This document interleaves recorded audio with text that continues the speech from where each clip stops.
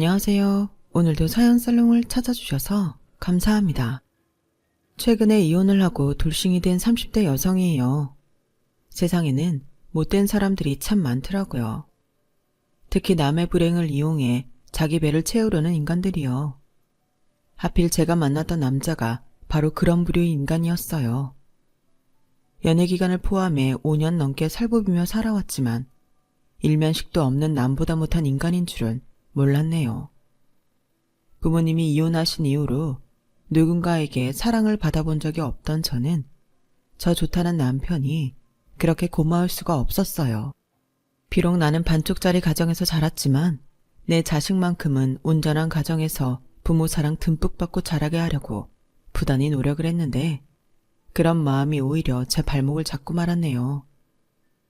저희 부모님은 제가 초등학교 6학년이 되던 해 이혼을 하셨어요. 사실 두 분 사이는 이미 오래전에 남보다 못한 사이가 되어버렸지만 어떻게든 가정을 지키려는 엄마의 노력으로 수년을 더 버텨온 셈이었죠. 저희 아빠는 밖에서는 한없이 멋지고 선량한 사람이었지만 집에서는 가족들에게 욕설과 폭력을 일삼는 못난 폭군이었어요. 야, 반찬이 이게 뭐야? 넌 집구석에서 하는 일도 없이 빈둥거리면서 내가 벌어다 준 돈은 다 어디다 쓰고 이따위 풀쪼그레만 상에 올리는 거야? 너 남자 생겼냐?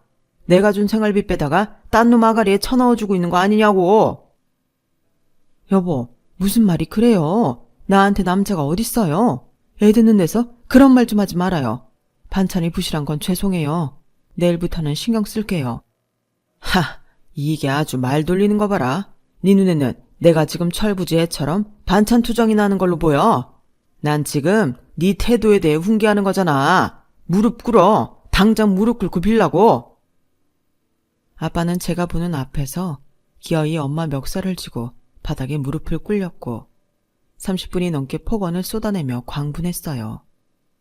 엄마한테 남자가 생긴 게 아니냐고 윽박질렀지만 실상은 아빠가 바람을 피우고 있었으면서요. 아빠는 평소에도 자기 기분이 안 좋으면 말도 안 되는 이유로 엄마를 괴롭혔고 그런 아빠 때문에 저랑 엄마는 아빠 앞에선 늘 겁에 질려 있었어요. 그러다 언제부턴가 엄마한테 집요하게 이혼을 요구했고 결국 엄마는 이혼 서류에 도장을 찍고 말았어요. 돈은 필요 없으니까 우리 유정이만 데리고 나가게 해줘요. 야, 내 새끼를 왜 네가 데려가? 그리고 돈 한 푼 없는 게 애를 어떻게 키우겠다고 난리야? 변변한 친정도 없는 게 뭘 믿고 까부냐고. 좋은 말 할 때 순순히 나가라. 험한 꼴 보기 싫으면. 10년 가까이 부부로 살았으면서 아빠는 엄마한테 일말의 애정도 없었던 건지 모질게 굴며 집에서 내쫓았어요. 그리고 얼마 뒤 젊은 여자가 갓난아이를 데리고 집으로 들어오더군요. 아빠가 집요하게 이혼을 요구했던 이유가 바로 이거였죠. 내연녀가 아빠 아들을 출산했기 때문이었어요. 쫓겨난 엄마는 그 후로 몇 번이나 집에 찾아와 저를 데리고 가겠다고 울면서 사정했지만 그럴 때마다 아빠가 폭력을 휘두르며 엄마를 쫓아냈어요. 그러다 언제부턴가 엄마 발길이 끊기고 말았죠. 유정이 너 아빠 말 잘 들어. 네가 아빠 몰래 엄마 만나면 그땐 아빠가 가만 안 있을 거야. 네 엄마가 곱게 새 인생 살게 하고 싶으면 엄마 만나지 마. 애 딸린 이혼녀로 사는 게 쉬운 줄 아니? 애 키우는데 들어가는 돈이 얼만데. 그러니까 아빠 말 들어.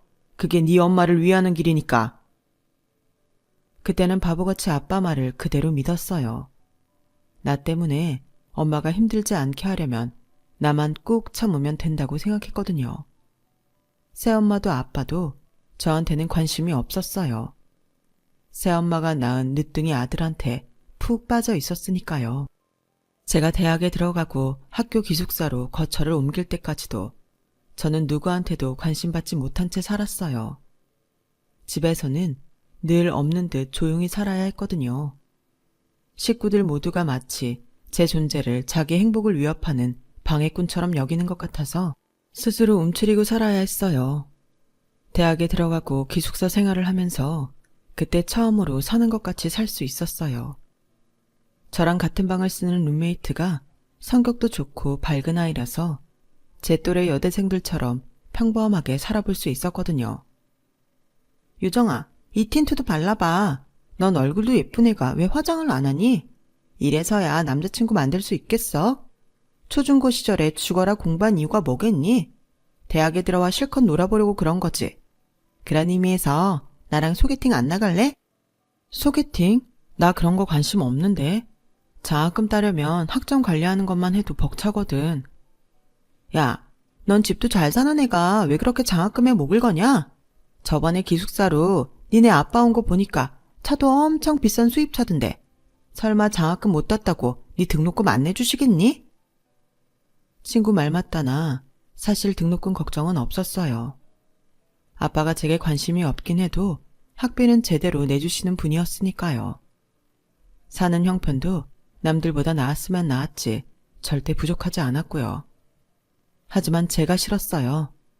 괴물 같은 아빠가 내주는 돈으로 사는 게 너무 자존심 상하고 싫었거든요. 그래서 어떻게든 등록금과 제 용돈 정도는 내 힘으로 마련하고 싶었어요. 장학금을 따고 과외랑 아르바이트를 하며 용돈을 벌자니 늘 잘 시간이 부족할 지경인데 소개팅까지 나갈 여력이 있을 턱이 없었죠. 하지만 친구는 그런 저를 기어이 끌고 소개팅에 나갔어요. 어거지로 끌려나간 자리였지만 막상 나가보니 나쁘지만은 않더라고요. 여중 여고를 나온 탓에 한 번도 남학생과 가까이 마주 앉아본 적이 없었는데 그래서 그런가 기분이 참 간질간질 하더라고요. 커피를 마시면서 대학 생활에 대한 이런저런 얘기를 나누고 영화도 보고 홍대에 가서 공연도 보는 내내 나도 모르게 신이 났어요. 누군가에게는 사소한 일상일지 모를 이런 것들이 제게는 가슴 설레는 일탈 같았거든요. 그 후로도 친구를 따라 소개팅도 나가고 친구 권유로 영화 동아리에 가입해 동아리 사람들과 영화를 보러 다니고 방학 때는 직접 단편 영화도 찍어보기도 했어요. 다들 학생 신분이라 돈은 없었지만 번뜩이는 아이디어와 발품을 팔아가며 나름 열심히 만들었죠. 완성작은 사실 그닥이었어요. 따로 조명도 쓰지 않아서 밤신의 경우는 너무 어두워서 인물 표정이 보이지도 않았고 전용 녹음기기를 사용하지 않아서 음향은 정말 꽝이었죠. 하지만 그래도 좋았어요. 우리 손으로 무언가를 만들어냈다는 자부심이 있었거든요. 동아리 생활을 하면서 총 6편의 영화를 만드는 동안 저는 전과는 많이 달라졌어요. 내성적이었던 성격도 나름 외향적으로 변해갔고 무엇보다 사람들과 어울리는 게 어렵지 않아졌죠. 그렇게 눈코 뜰 새 없이 바쁘게 지냈던 대학생활이 끝나고 저도 취준생이 되었어요. 바쁜 와중에도 장학금을 따려고 학점 관리를 해왔던 덕에 꽤 괜찮은 기업에 원서도 넣을 수 있었어요. 하지만 평범한 직장인으로 살고 싶지는 않더라고요. 그래서 택한 곳이 광고회사였어요. 실은 영화사에 들어가고 싶었지만 아빠가 반대를 하셔서 차선으로 선택한 게 광고회사였죠. 다행히 졸업과 동시에 입사시험에 합격한 저는 24살이 되던 해 사회인이 되었어요. 제가 취직턱을 내려고 영화 동아리 사람들을 불러 모았던 날 제 룸메이트였던 친구가 그러더라고요. 미안, 실은 그동안 나 니네 아빠 끈아플 노릇했어. 너 기숙사에 들어오던 날 니네 아빠가 날 불러서 그러시더라고. 매달 용돈 보내줄 테니까 너 좀 데리고 놀아달라고. 네가 니네 아빠 싫어하는 건 아는데 내가 보기엔 너희 아빠가 널 많이 아끼시는 것 같더라. 그러지 않고서는 돈까지 주면서 자기 딸이랑 놀아주라고 하진 않을 거 아냐. 그럼 넌 돈 때문에 나랑 친구가 된 거야? 그런 거냐고. 처음엔 돈 때문에 너한테 접근한 거 맞아. 근데 시간이 지나면서 너랑 친해지고 나니까 죄책감이 들더라. 그래서 니네 아빠 찾아가서 더는 못하겠다고 말했어. 용돈도 안 받겠다고 했고. 그랬더니 우리 영화 찍는데 후원해 주시겠다고 하더라. 그동안 방학 때마다 우리가 원 없이 영화 찍을 수 있었던 거 그거 니네 아빠 덕분이야. 유정아, 사람마다 사랑을 표현하는 방식이 다른 거잖아. 난 니네 아빠도 그런 거라고 생각해. 친구가 한 말 때문이었을까요? 그날은 술을 아무리 많이 마셔도 취하지 않았어요. 내 유년기를 지옥처럼 만들었던 아빠가 날 사랑할 리 없다고 부정하면서 기를 쓰고 흔들리지 않으려고 노력했거든요. 친구 말대로 그게 아빠의 사랑 표현법이든 뭐든 아빠가 내게서 가장 소중한 엄마를 빼앗아 갔다는 건 달라지지 않았어요. 회사에 입사한 후로는 미친 듯이 일에 빠져 살았어요. 입사 2년차까지는 일을 익히느라 정신이 없었고 3년차 때는 뭐든 잘할 것 같은 근거 없는 자신감 때문에 스스로 혹사하며 시간을 보냈고 대리를 거쳐 팀장을 달게 되면서 막중한 업무량에 치여 일 외에는 없는 생활을 하게 되었죠. 그러다가 어느 날 갑자기 번아웃 증상이 와버린 거예요. 내 인생이 무의미한 것 같고 식욕도 없고 아무 의욕도 안 생기더라고요. 그 좋아하던 영화도 다 지겹고 그냥 온몸에 힘이 쭉 빠진 채로 시체처럼 널브러져 버린 거예요. 이런 저를 보다 못한 부장님이 반강제로 심리상담 치료를 받게 했고 그때 제 담당 의사로 만난 사람이 바로 제 남편이었어요. 처음 상담을 하러 가서는 남편이 묻는 말에만 몇 마디 대답을 할 뿐 별말을 안 했어요. 난생 처음 보는 사람한테 제 속 얘기를 하는 게 쉬운 일은 아니잖아요. 그게 일반인이 아니라 의사라고 해도 말이죠. 괜히 아까운 상담료만 버린다는 생각에 자꾸 시계만 봤더니 남편이 그러더라고요. 돈 나가는 소리 들리죠? 네? 그게 무슨 소리예요? 상담료 말이에요. 별로 도움도 안 되는 것 같은데 시간은 가고 상담료는 내야 하고 아깝잖아요. 그쵸? 솔직한 건지 영악한 건지 남편은 제 속을 들여다본 사람처럼 말을 하더라고요. 이후 상담할 때도 남편은 너무하다 싶을 정도로 솔직하게 저를 대했고 그런 점이 마음에 들어서 나도 모르게 제 이야기를 하기 시작했어요.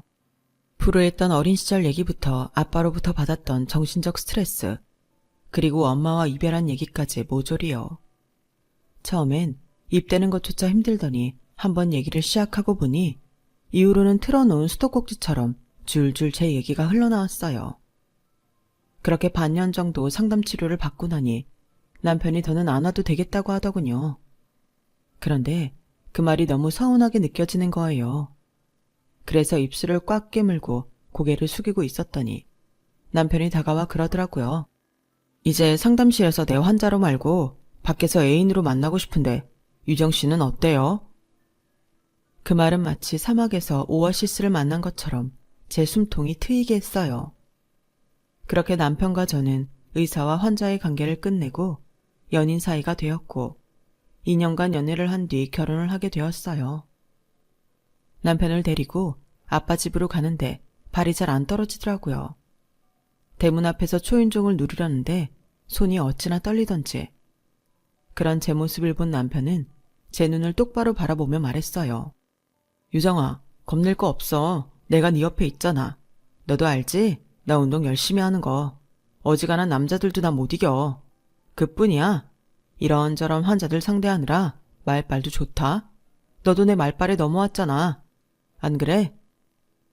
능글맞게 웃으며 제 기분을 살펴주는 남편.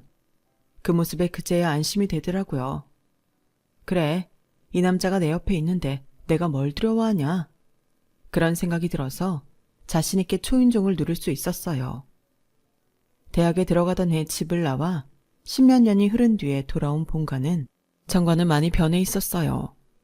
그 사이 리모델링을 했는지 집 구조도 조금 달라졌고 인테리어는 예전 모습을 찾아볼 수 없을 정도더라고요.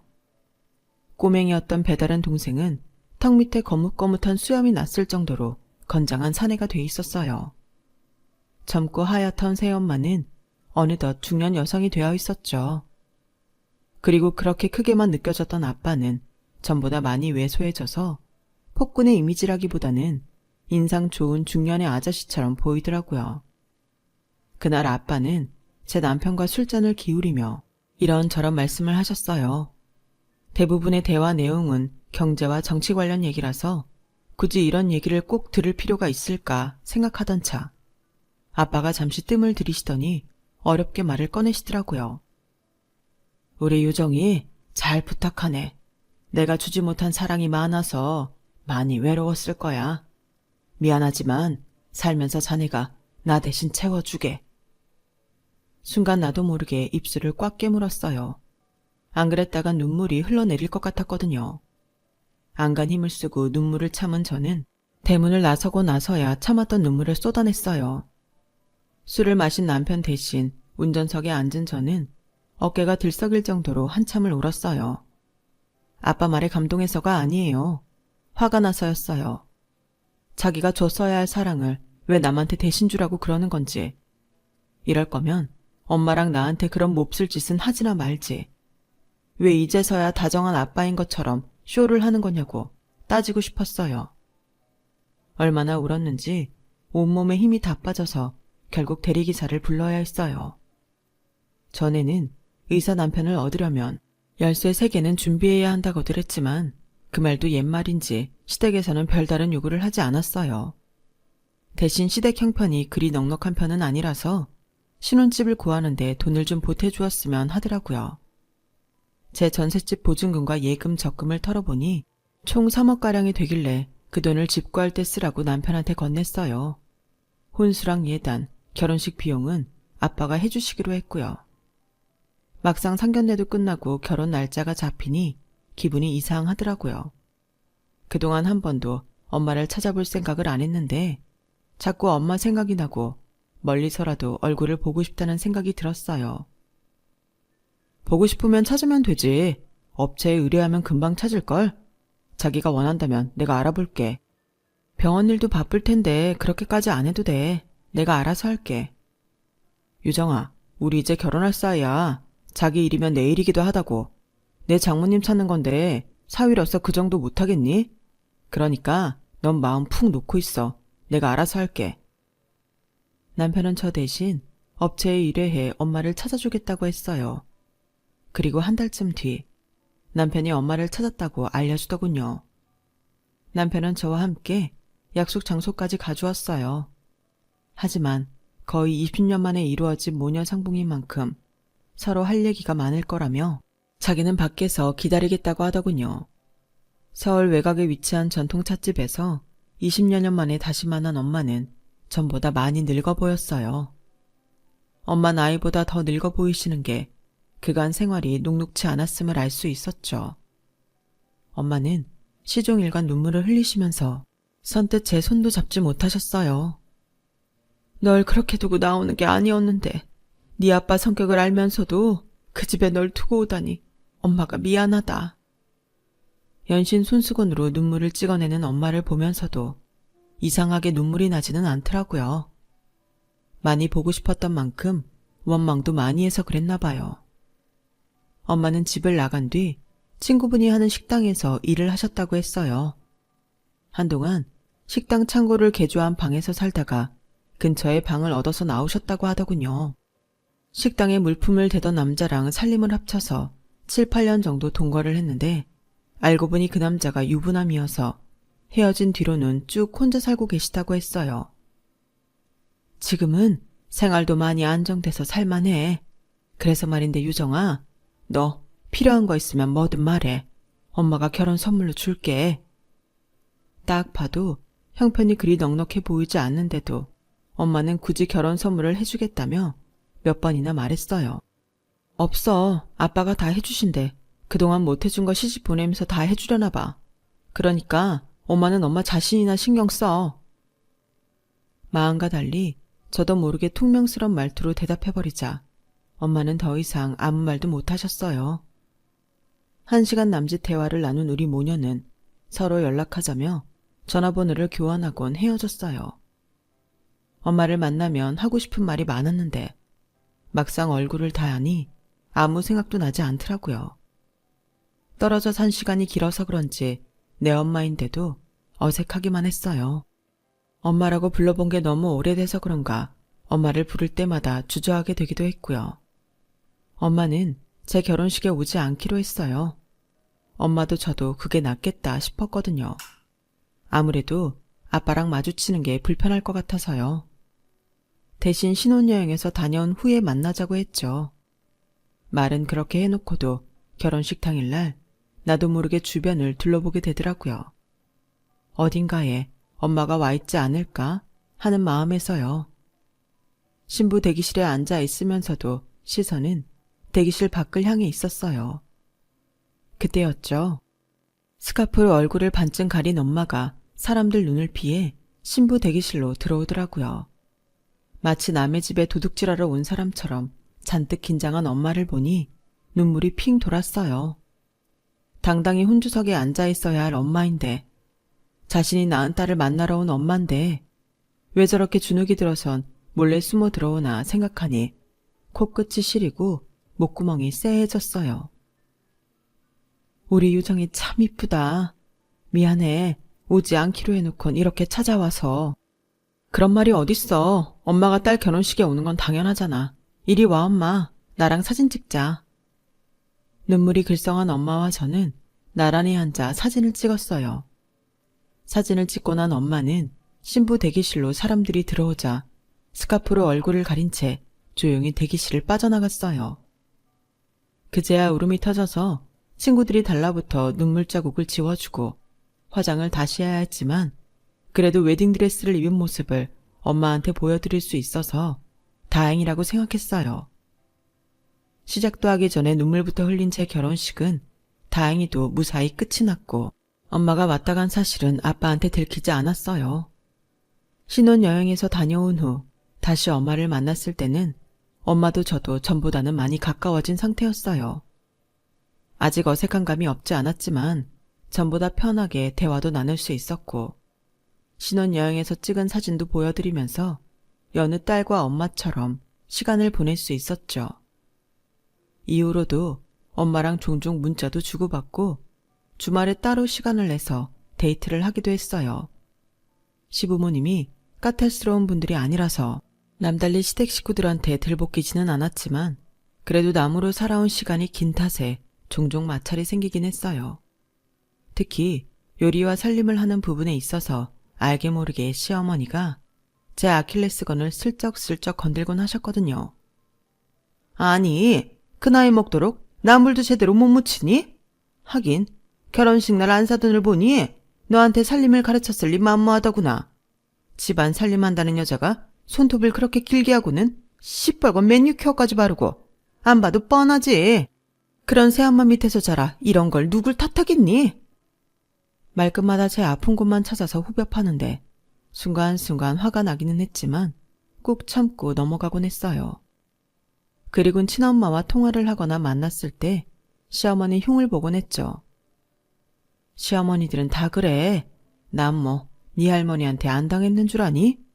말끝마다 없는 집에서 자라 보는 눈도 없고 할 줄 아는 것도 없다며 얼마나 타박이셨는데 그럴 때마다 친정엄마 없는 게 그렇게 서러울 수가 없었다. 내 딸은 그런 꼴 안 당하게 살게 해주고 싶었는데 엄마가 미안해. 그게 왜 엄마 탓이야? 따지고 보면 다 아빠 탓이지. 내가 엄마한테 시어머니 얘기하는 건 엄마 미안하라고 그러는 게 아니야. 내 편 들어줄 사람이 필요해서 그러는 거지. 이런 일에 엄마 아니면 누가 내 편 들어주겠어? 아무리 그이가 내 편이라고는 해도 자기 엄마 흉보는데 내 편 들어줄 리 만무하잖아. 근데 엄마, 요즘 얼굴이 왜 그렇게 까칠해? 아까 식당에서 보니까 밥도 잘 못 먹는 것 같고 혹시 어디 아픈 데 있어? 엄마는 며칠 전에 삼겹살을 먹은 게 체했는지 속이 안 좋아서 그렇다고 했어요. 그래서 그저 가볍게 넘겼는데 돌이켜보니 그래서는 안 되는 거였어요. 그 후로도 엄마를 만날 때마다 엄마는 식사하시는 걸 버거워하셨고 살도 많이 빠지고 얼굴도 많이 검어진 게 병색이 뚜렷하게 드러나기 시작했죠. 그래서 반강제로 건강검진 예약을 하고 엄마와 함께 병원에 갔는데 생각지도 못한 대장암 판정을 받은 거예요. 부랴부랴 엄마를 입원시키고 남편한테 알렸어요. 과가 다르긴 하지만 같은 의사니까 저보다는 더 잘할 것 같았거든요. 그런데 유정아, 너 뭔가 착각하는 모양인데 네가 이러는 거 나 솔직히 이해가 안 간다. 그분이 널 낳아준 생물학적 친모이긴 하지만 널 버리고 떠난 사람이야. 냉정하게 들릴지 모르지만 이젠 남이라고. 근데 왜 이렇게 집착하는데? 암 걸렸으면 치료하라 그래. 담당 의사가 수술하라고 하면 하고 약물 치료하자고 하면 되는 거야. 20년 넘게 혼자 알아서 산 사람인데 자기 병도 알아서 하겠지. 지금 네가 신경 쓸 건 널 버린 친모가 아니라 네 옆에 있는 네 남편이라고. 안 그래도 병원 옮기는 일로 머리 복잡한데 너까지 날 피곤하게 할래? 언제 내 엄마는 자기 장모라며 살갑게 굴던 사람이 싸늘한 표정으로 냉정하게 나오자 덜컥 겁이 났어요.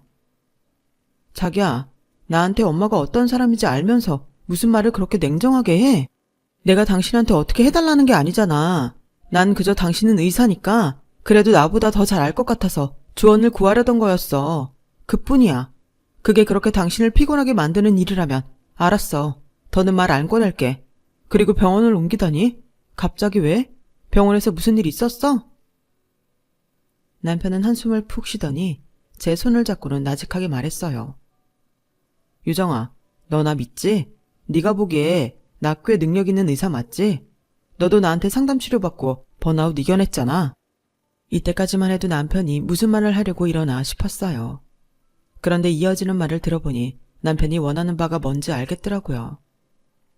남의 병원에서 일하는 거 더는 못하겠어. 동기들도 그렇고. 다들 자기 병원 차리는 데는 이유가 있다는 거지. 아, 나도 돈만 있으면 내 병원 차려서 독립하는 건데 어디 동거할 데 없나? 유정아, 넌 어떻게 생각해? 어떻게 생각하긴 독립을 하고 싶어도 우리한테 그럴 돈이 없잖아. 일단 돈 모을 때까지는 어쩔 수 없지. 그래, 우리한테 돈이 없지. 근데 장인어른한테는 좀 있지 않을까? 까놓고 말해서 나도 나름 의사인데 우리 결혼할 때 너희 집에서 제대로 해준 것도 없잖아. 내 동기들 중에 아무것도 못 받고 이렇게 결혼한 거 나밖에 없어. 지금이라도 네가 장인어른한테 말 좀 잘해주면 안 될까? 큰 규모 아니면 돈도 그렇게 많이 안 들 것 같은데 말이야. 내 엄마가 암에 걸렸다는데도 남의 집 얘기하는 듯 하더니 당장 급하지도 않는 자기 개원하는 일은 어찌나 닥달을 하던지 저야말로 골치가 아플 정도였어요. 남편뿐만 아니라 얼마 뒤부터는 시댁에서도 저를 달달 볶아대기 시작했죠. 예, 너는 결혼한 지 3년이 다 돼가는데도 애도 못 가지면 미안해서라도 남편 내조라도 제대로 해야 할 거 아니니? 내 아들은 어떻게 하면 자기 병원 차려서 내 식구들 건사할까 그 걱정인데 넌 걱정도 안 되니? 돈 있는 친정도 쓰면 때로는 이용할 줄도 알아야지.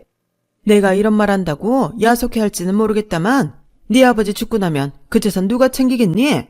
네 새엄마랑 배다른 동생이 챙길 거 아니냐고. 그럴 바엔 일찌감치 네 몫으로 챙겨놔야지. 지금이야 네 아버지한테 손 내미는 거 창피할지 모르겠지만 시간 지나면 잘했다 싶을 거다. 엄마 수술 문제만으로도 정신이 없는 저를 양쪽에서 들고 흔드는데 정말 미치는 줄 알았어요. 그래서 미친 척하고 아빠를 찾아갔어요. 거두절미하고 남편 병원 차리는데 돈 좀 달라고 했더니 새엄마가 눈에 불을 켜고 화를 내더라고요. 얘 봐라. 너 지금 맡겨놓은 돈 찾아가니? 어쩜 그렇게 당당하게 돈을 달래? 그것도 병원 차리는데 돈이 한두 푼이니? 어머 여보, 유정이 제 결혼하더니 이상해진 거 아니에요? 당신도 말 좀 해봐요. 열을 내는 새엄마와 달리 아빠는 무표정으로 아무 말씀도 하지 않으셨어요. 그러자 새엄마는 더는 못 참겠다는 듯이 버럭 질렀어요.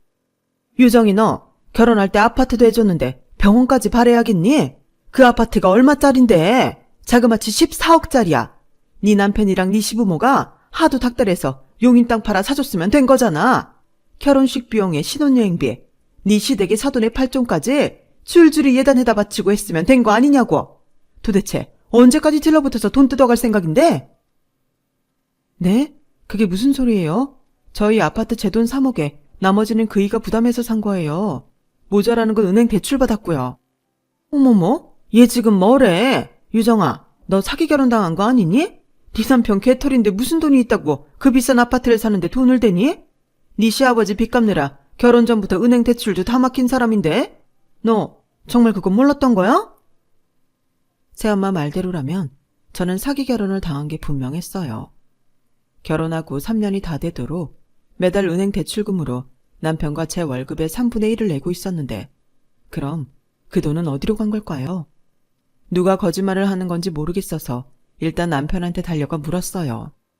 그랬더니 인상을 팍 쓰며 되려 성질을 내더라고요. 장인어른 그렇게 안 봤는데 입이 참 가벼우시네. 그새 그걸 너한테 다 말했다니? 그래, 이 집 니네 아빠가 해준 거 맞아. 그럼 내 돈은? 지금까지 매달 들어간 은행 대출금은 그 돈은 다 어디에 쓴 건데? 어디긴 어디겠어. 우리 아버지 빚 갚는 데 썼지. 나 의대 보내느라 뼈 빠지게 고생하신 그분들인데 그 정도 빚은 내가 갚아드릴 수도 있는 거잖아. 안 그래? 따지고 보면 네가 의사 마누라로 살 수 있는 것도 다 내 부모님 덕인데 그깟 돈 몇 푼이 아깝다는 거니?